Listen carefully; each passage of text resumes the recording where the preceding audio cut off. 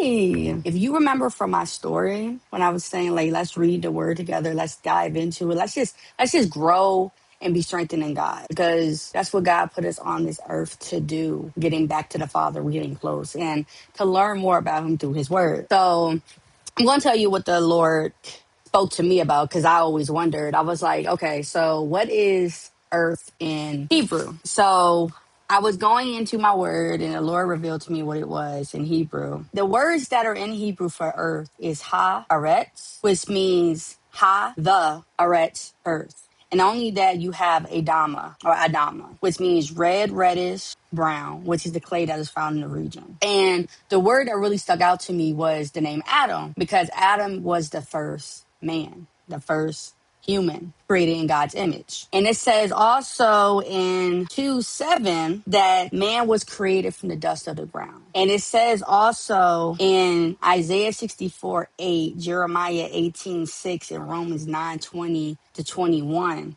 that he is the potter and we are the clay.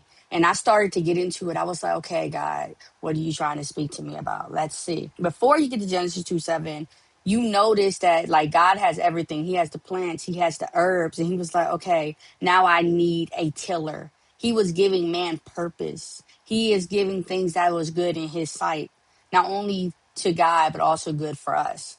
So before he even got to doing the plants and the herbs, they were already there. But before he let it rain amongst the earth to grow them, for them to have food for pleasure and for enjoyment, he made sure that it was going to rain in the midst of him so he can have the dust come down and to be watered amongst the ground.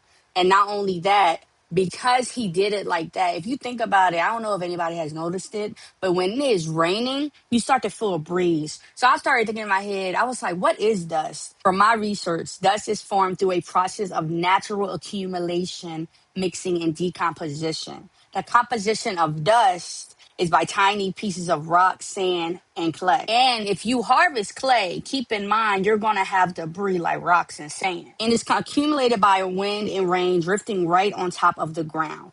And if you see, when you see something that's called mixing on top of the ground, you start to think of Adamah, because Adamah also means soil, dirt, ground, earth. In order for it to be man, God made it soil, dirt, ground upon the earth. It had the dust on top of the ground. So when it rains in the midst of him, he's mixing it together. He's forming you, breathing the breath of life into man. And not only that, Adam means mankind. So everything's getting put together. And I start to think about it. I was like, God really be stamping all the things that he be putting upon people or putting upon the earth, because I believe when you have a creator, you always want to stamp your name. And God does the same thing. I truly believe that God gives us a purpose, things that are not only good for us, but also for the glory of him, to show that he is still there. He has never left you.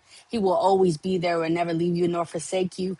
And he will shape and mold you what you think you cannot be. But thank God that he says you're a work of art to me. When I see you, when I speak about you, when I literally say you are mine, you are mine. I literally made you. I formed you in your mother's womb. When I think about Adamah, he's stamping his beautiful works of art.